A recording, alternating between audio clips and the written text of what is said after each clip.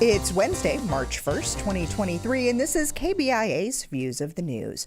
Our weekly roundtable on media behaviors comes to you from the studio in the Reynolds Journalism Institute. I'm Amy Simons, and here with me are my colleagues Kiely and Earnest Perry. On our program this week, another reminder of the deadly cost of journalism as our community mourns the loss of Orlando reporter Dylan Lyons. The Columbia Missourian is one of hundreds of newspapers across the country to drop the Dilbert cartoon following its cartoonist's racist rant. And Fox News media analyst Howard Kurtz speaks out about why he hasn't covered the Dominion Fox lawsuit on his program MediaBuzz. There's a lot more that hopefully we'll get to before our half hour is up, but we're going to start with the nuts and bolts of that case and the documents which dropped on Monday, which just seem to further support the notion that the personalities on Fox News deliberately, and I'm using air quotes around this next word, deliberately endorsed lies about the 2020 election. Now, Murdoch has said in the deposition that in hindsight, he wished that the network did more to challenge those conspiracies. In hindsight, how a $1.6 billion libel suit can change your attitude about things. But he clearly was aware of what was going on. There were, among the documents that are revealed in the discovery in this case are memos from him to some of the top managers in the newsroom saying, well, this looks bad, this is terrible. And so he himself was unconvinced by at least some of the sources that Fox was using. So it's a really, usually in a libel case, it's very difficult to prove motivation, reckless disregard for the truth.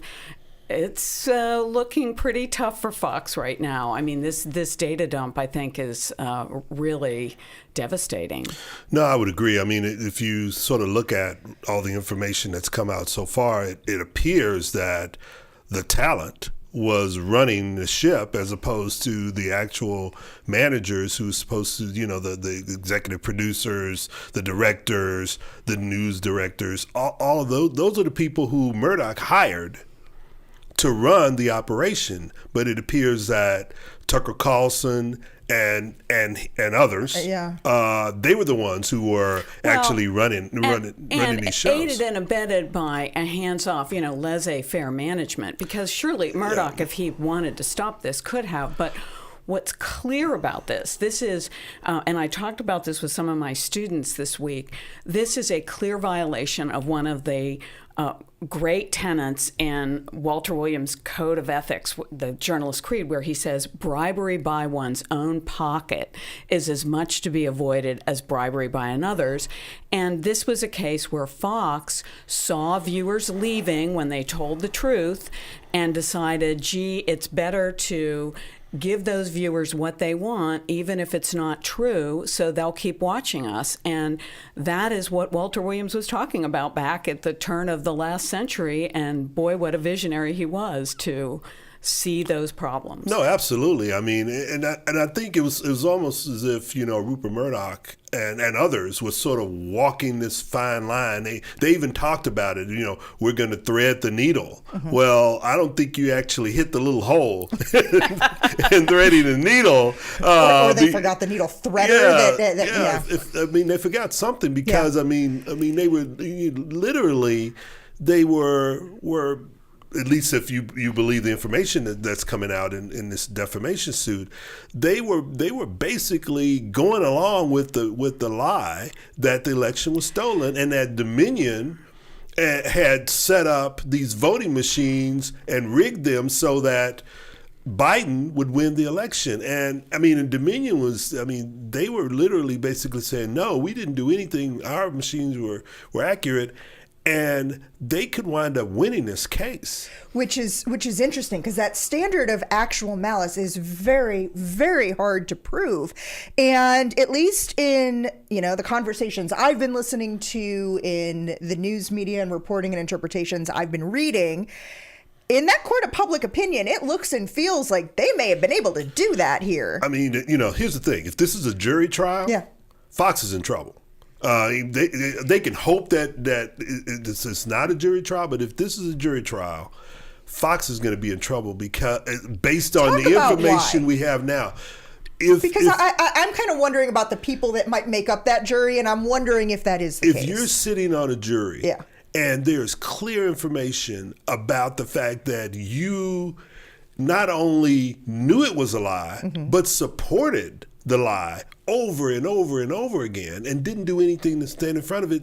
I mean, I don't say it's clear cut, but it's pretty damaging. What is devastating about these memos is they speak to the motivation. They speak to the fact that, and these emails, that Fox made a decision in its financial interest despite knowing the truth. And the other thing is, remember that the issue in a libel case is going to be damage to the other company's reputation.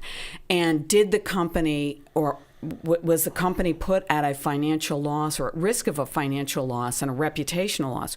Would people be less likely to hire Dominion Voting to supply voting equipment? And I think it's going to be, I mean, when those lawyers get in there, it's going to be a pretty clear-cut case. I think the other thing that's interesting about this, and this kind of ties into another case that was in the news this week, Fox kind of forgot that it is a legacy media news organization. Internet providers, which is what the Supreme Court was considering this week, they have an exemption from libel libel cases because of a Section 230 and a section of the law that was written into the Telecommunications Act way back when the internet providers were garage bands. And Fox was kind of using that standard. It's like they were so worried about keeping audience that they forgot we could be sued for libel. And it's kind of a case to me of the internet and the drive for clickbait really infecting legacy media organizations, that they're so worried about their audience that they're willing to put their reputations and their finances at risk. And it's not just Fox that was worried about its audience. It was also Tucker Carlson and all the others. They were worried about their audience and it was their brand, building their brand. And even today, you still have many of these TV personalities that are more worried about their own personal brand than what kind of impact that's going to have on the corporation that actually gave them the platform to build that brand. The brand. Well, so you bring up Tucker Carlson. Something else that's going on at Fox, and we had learned about this last week, but didn't get a chance to talk about it. The January 6th footage that that the House Speaker has turned over to Tucker Carlson, hours and hours and hours of it. Other news organizations are saying, wait, we want in on that too. If you're going to give it to them, shouldn't we all have access to it? Shouldn't those be considered public documents? Because that's how we democratize the information and keep it from having an ideological or a partisan narrative built around it. So, Kathy, you're saying they're going to get it. They will get it because McCarthy's already walking this back. I think what will happen is Tucker will get it first, and then they will have to open it up because there are other members of Congress, including members of McCarthy's own party, who are saying we need to give this to everybody. The big question here is how much of this gets exposed, because the members of the January 6th committee said that their recordings, the things that they put out in public, were very carefully vetted by the Capitol Hill police to prevent security from being compromised at the Capitol. They don't want escape routes revealed, where cameras are located revealed, that kind of thing. And so as soon as this was raised, McCarthy started to walk things back. And now he's saying, well, it's going to be vetted. The cops are going to look and see what Tucker's going to put out there before he puts it out. And we will give it to other people. This feels to me, as somebody who's covered the Hill for a long time, like McCarthy made a snap decision on his own, didn't talk to anybody. And now it's like, oops. He's going to have to walk that back. And he's got an issue not only with the fact that you have other media that's saying that they have a right to this information. He's going to have to deal with the renegade part of his caucus who are going to want him to forget about FOIA and that sort of thing, only give it to people who support us and not to others. So he's got to deal with that issue as well. Again, one of those snap decisions where he said, hey, I can make some really good publicity out of this without thinking about what are the unintended consequences of putting that out there. Yeah, I think the other thing this does is it underscores how effective the January 6th committee's presentations were, because clearly this is an effort to give video to somebody who will produce a different take on January 6th. Obviously, it's somebody who thinks it was just a bunch of tourists out for a lark. And so I think, I think that's what's going on here. But I don't think he's going to be able to keep other people from getting this video. These are videos that were made with taxpayer dollars. This is public documents. So it's just like, all they have to do is file a Freedom of Information Act request. So. Okay, so there is one show that's left on cable that looks at the business of the media, and that's MediaBuzz, that's on Fox, and it's hosted by Howard Kurtz. And it's the one place on cable news that you're not hearing coverage of the Dominion case. Kurtz addressed that on Sunday's program. Some of you have been asking why I'm not covering the Dominion voting machines lawsuit against Fox involving the unproven claims of election fraud in 2020, and it's absolutely a fair question. I believe I should be covering it. It's a major media story, given my role here at Fox. But the company has decided that as part of the organization being sued, I can't talk about it or write about it, at least for now. I strongly disagree with that decision, but as an employee, I have to abide by it. And if that changes, I'll let you know. So, I get it, but I don't, because he is an employee of the company. If he talks about it on this program, then what he's basically doing is creating additional evidence for Dominion to use against Fox in the case. But there's also kind of this mission that we have as journalists, and especially in media criticism, like, you got to report on yourself when you're the story. Do we? I don't know. You tell me. That's why I'm saying this is like, and I get it, but I don't. Do like, we really have to do that? There's an interesting thing going on here. Again, yeah, we are talking about Fox, right? I know we are, and let's take it out of the Fox world and let's talk about this like in the hypothetical world. Let's say that this is the BBC or somebody else. Well, we can actually go to CNN. Okay. And Don Lemon, which we talked about last week. Yeah, but Don Lemon wasn't getting sued. Well, but it's still in the same vein. Okay. Though, because he's not. Of course, he's not getting sued or anything like that. Yeah, but you're still trying to. You're still thinking about public opinion. Right. You're still thinking about how you're going to look out in the larger in the larger area. Okay. And so CNN said, "Hey, this is how we're gonna handle this." And initially, in the whole Don Lemon thing, it was all quiet. And then when the women said, "No, you're gonna deal with this and you're gonna deal with it now," they dealt with it on the air. Then it went quiet. Then it blew up again. Right. With Fox, he's basically the only one out there saying, if you listen to what he's saying, we really do need to be talking about this. This is an issue, but they're not allowing me to do it. By him coming out and saying that, he's basically saying there is something here. We need to be talking about it. This is an ethical issue, but they're not allowing me to do it. So should he not have said that on the show? I find it real hard to believe that they didn't know beforehand that he was going to do that. Yeah, I'm sure they did. I had this actually happen to me. Okay. I was the political editor of Bloomberg News in 2016 when a story leaked in the New York Times that Michael Bloomberg was thinking about getting into the presidential race. Mm-hmm. And I talked to my bosses. I said, well, what are we going to do about this? And after spending several hours of indecision, they told me we couldn't cover that because it would be covering ourselves. And I quit. So I think these are, and I think what Howard did was one step short of that, which is fine. But he is, I'm sure he cleared it with his bosses, and that's as far as they would let him go. But I think this is a problem that happens a lot. I mean, the Washington Post is owned by Jeff Bezos. Jeff Bezos gives money to politicians. Jeff Bezos has a big business that has interest before the government and is often controversial. Does the Washington Post not cover Jeff Bezos? No, they cover him, and then they say, we're owned by Jeff Bezos. Yeah. They're transparent about it. So I think there's no such thing as conflict-free journalism, but the question is, how transparent are you going to be about those conflicts, and how are you going to handle them? Here, Howard was transparent, and that's as far as he could go, but he was explaining, and I think that's important.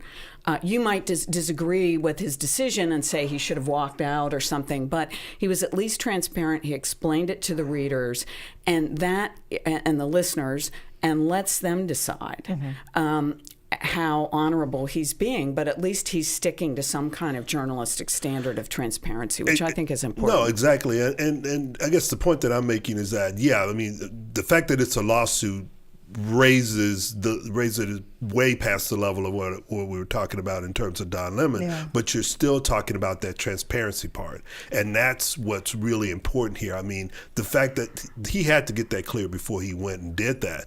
He's probably the only one who's going to say anything about this until after this is and that is entirely because it is a show about media criticism. It's a story about the business and the practice of the media. And he has to maintain his credibility. Right. And it's the same reason, and I say this here from time to time, that when the two of you aren't able to join me to be here for the program, I seek out other faculty members from the School of Journalism who are not involved in our one newsroom environment, who aren't producing news for KBIA or KOMU or the Missourian or the Missouri Business Alert, because I want us to be able to also have frank conversations and to be able to talk about, and we're going to in a minute or two, but talk about what's going on there as well, to not be creating that conflict. Right. Yeah, but you can't, if you're working in a newsroom, you can't, and something happens that makes that newsroom the news, you have to either be transparent about it, or you leave, which is what I did in the case of the Bloomberg situation, because it wasn't going to change. Right.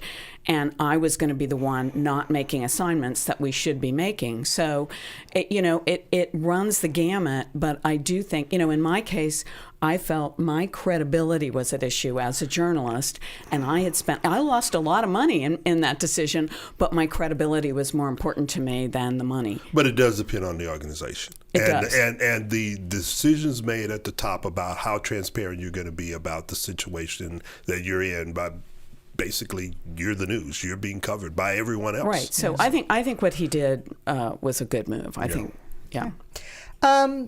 We're going to talk about another story about when journalists become the news. And this is a very, very different situation. That's because journalists across the country are mourning the passing of Dylan Lyons and finding themselves asking that question of what if.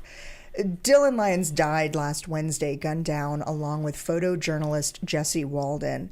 They were covering another shooting in Orlando for the local cable outlet Spectrum 13. The 19-year-old charged in this incident is accused of running up to their news car and having opened fire. And this is a horrific story, and unfortunately, it's one that we're talking about more and more often. Most recently, it was the story of Jeff German in Las Vegas. About 8 years ago, Allison Parker and Adam Ward in Roanoke, Virginia. Let's talk about processing this, because we tend to have emotional walls that we put up and barriers when we're covering like this incident in Orlando. It was about a shooting that involved a little girl. These are things that are happening to other people until they're happening to us. I mean, the thing about the Orlando shooting, I mean, that sort of hit a little bit close to home for me, being a police reporter as long as I was, where you hear that something is going on, you're heading to the scene, you're thinking in terms of, how am I going to cover this story? How am I going to get the information I need? And even at times, how am I going to get close enough to be able to even determine what's going on? So that you're in this adrenaline rush, and you're not really, to be honest, you're not really thinking about your own safety. You're thinking more about the story and how you're going to get that story and who all you need to talk to. And there were plenty of times I found myself in the middle of the crime scene and not on the outside of the crime scene, and not knowing that I was in the middle of the crime scene until things are going on, officer-involved shooting, you're sitting in the middle of a crime, two crime scenes, and you find yourself at the crime scene where the police are about to actually apprehend the person, and there's gunfire going on, and there's gunfire going on around you. And that's where I think this is. And so now talking about processing that, how does not only the news organization itself process that to make sure that it doesn't happen again, but what about the other reporters who are also still having to go out and not only cover this particular story, but go and cover other stories? That's hard. That is really hard. And I know that newsroom is really going through a lot right now. Yeah, I think Earnest said it really well. I think journalists do dangerous things. It's a dangerous business, and journalists are first responders. And sometimes we're less prepared for that than the other kinds of first responders we think of. So I think newsrooms are thinking more about this now than before. We certainly talk about it in our journalism classes. I think the best thing, there is a great camaraderie in newsrooms that I think is kind of a built-in support system. Unfortunately, we're not all working in newsrooms as much as we used to post-COVID, but I think support from colleagues, sometimes that's the best kind of support. And I know there are groups now of journalists who have been through traumatic incidents who actively seek out others and provide that support. And I think that's really important because talking to someone who understands your business and understands your passion for it and understands why you'd be willing to take those risks and has been there it's just an important thing for people who need to process to get that out.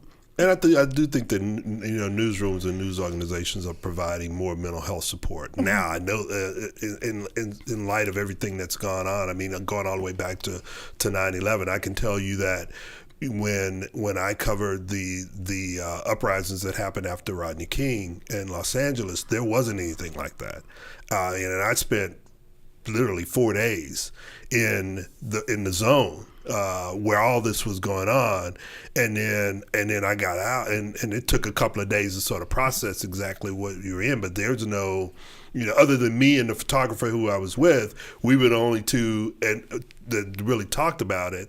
But we talked to other reporters around the country who were also in there.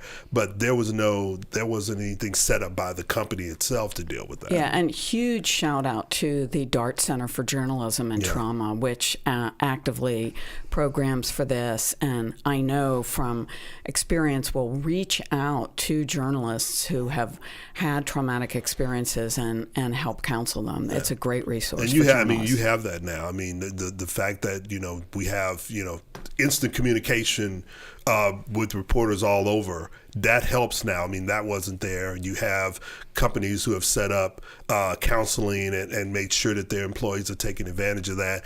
That wasn't there. I mean, there's a lot that has been set up by DART and others to be able to deal with this now. But again, it's still that sort of, if I'm a reporter, I'm going out to cover the news, and it's still that we don't really think about our own safety going into those situations. And maybe that's something that we need to really start having conversations about, is let's talk about how safe you're going to be. I mean, literally, I'm in there, didn't have on bulletproof vests. Now you have reporters. A standard. It is a standard. Yeah. That wasn't the case. And I think this is one of those things, too. We talk about that idea of the Great Resignation and people leaving daily news in part because of, long hours or low pay. I think there are also people who are starting to think about my personal safety. Is it worth it? Is what I'm being asked to do on the turnaround times I'm being asked to do it? Because if you have to get out to the scene and be live on social media an hour later with from the time you're leaving the station or assigned it, you're not having the time to think through the safety aspects. You're just running and going. Well, and I'll just say it doesn't make a hard job any easier when you're being publicly attacked by major public figures, and which rhetoric possibly seeds some of these attacks.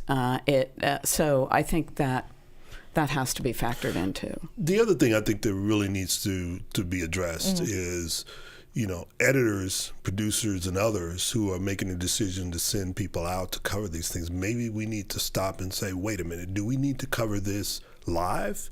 Do we need to cover this right now? How important is it to be at the scene of a shooting at the time that police are still looking for the shooter? It's not. And I say that as the producer who would send people and know that I needed to have something to lead my show. That does not have to be that story. And oftentimes, again, I talk about this a lot in my classes and with others, is we as journalists, we as a profession need to stop and think about the norms we practice, how we do what we do, and how to change that so that we can deal with issues that could possibly cause a reporter to be shot and killed, as an instance, or just the normal everyday trauma that journalists go through in covering these things. I mean, our practices sometimes lead to these issues, and we aren't addressing those. Okay. The Columbia Missourian was among hundreds of newspapers across the country. In fact, there was also a piece in today's Tribune looking for new cartoons to replace Dilbert on its pages. Executive editor of the Missourian, Elizabeth Connor Stevens, told me that she was first made aware of the artist Scott Adams' racist YouTube rant last Thursday. There were conversations in the newsroom on Friday about pulling the cartoon right away, but the Missourian's comics pages are built 2 weeks out, so Sunday's paper couldn't be changed. This isn't just a Missourian issue, though. The syndicator of the strip has dropped him completely. Traditionally, this has been a comic strip about the mundane cubicle life, but apparently, and I haven't read it in years, but apparently people who have said you could kind of sort of see the themes coming out and emerging here.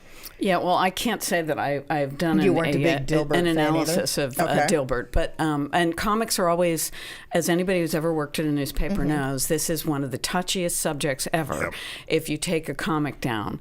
But, this was a case where the creator really went off the rails, and I think you can't support that kind of rhetoric ever.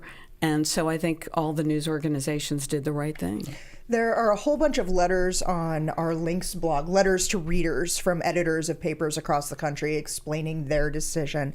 One that stood out to me was from the Sun Chronicle in Attleboro, Massachusetts, which said that it's going to leave the space blank on the page through the entire month of March as a reminder for how racism is pervasive in our country. I think that's going to really send a message, at least to those who see that, and maybe to other news organizations.